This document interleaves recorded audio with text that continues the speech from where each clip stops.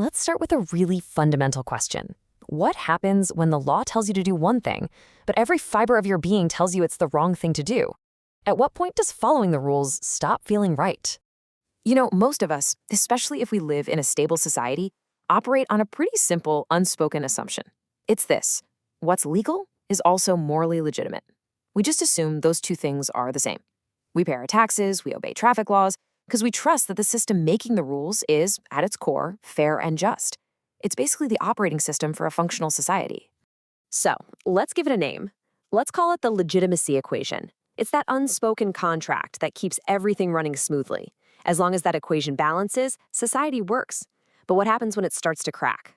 Now, take a look at this number, 0.2980. Right now, it's just a number on a screen, means absolutely nothing. But I promise you, by the end of this, you'll see how this one figure tells the story of a nation in crisis. Just tuck it away for a minute.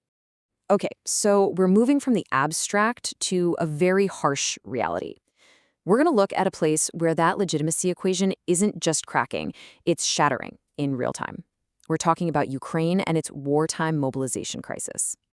And the signs, well, they're everywhere. You remember that incredible patriotic wave of volunteers back in 2022? It's faded. Now, draft evasion is a massive problem. By August of 2023, about 20,000 men had already fled the country. But get this, recent reports suggest more than 6 million men are actively dodging enlistment offices. Then you have these just explosive corruption scandals. I mean, a recruitment chief buying a $4 million villa in Spain? Come on, the system isn't running on patriotism anymore, it's running on fear. And the Ukrainian people see it. A huge majority is demanding that mobilization be more just, more organized. And this isn't just about stats on a page. This is about sheer human exhaustion on the front lines. The cost is just staggering. Listen to this quote from a company commander named Dmitro. He said, "We have no people. We are not made of steel." I mean, the average age of a soldier there is now 43. They are tired, they are depleted, and they're looking back at a system that feels fundamentally broken. So what is going on here? It's so much deeper than just fear. And this, my friends, is where our mystery number comes back into play. To really get at the hidden force driving all this, we need to look at it through a specific psychological lens. So the framework is called spiral dynamics, and it looks at these different value systems or worldviews that it calls vMEMEs. We're going to zoom in on one in particular, the blue vMEME. Now, people who operate from a blue mindset, they thrive on order, purpose, a strong moral code.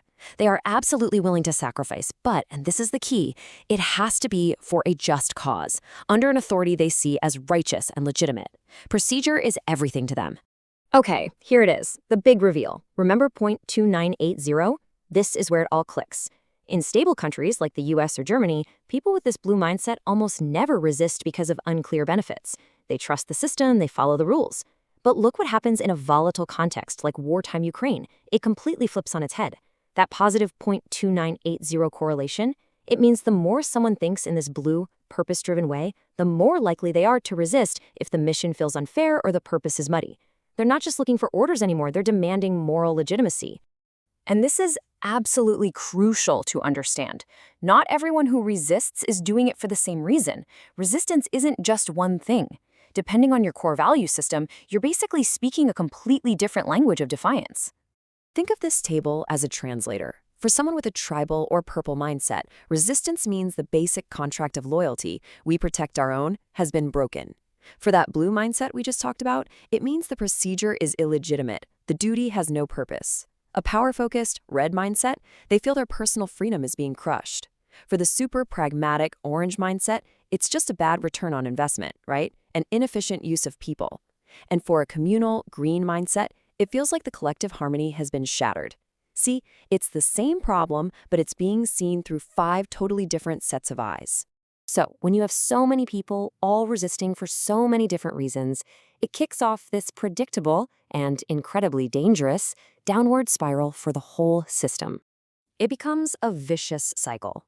First, that sense of shared purpose disappears, so people stop complying voluntarily. But the government still needs soldiers, right? So what does it do? It has to escalate enforcement. But that coercion, that force, just destroys whatever trust and procedural clarity was left, which, you guessed it, erodes legitimacy even more.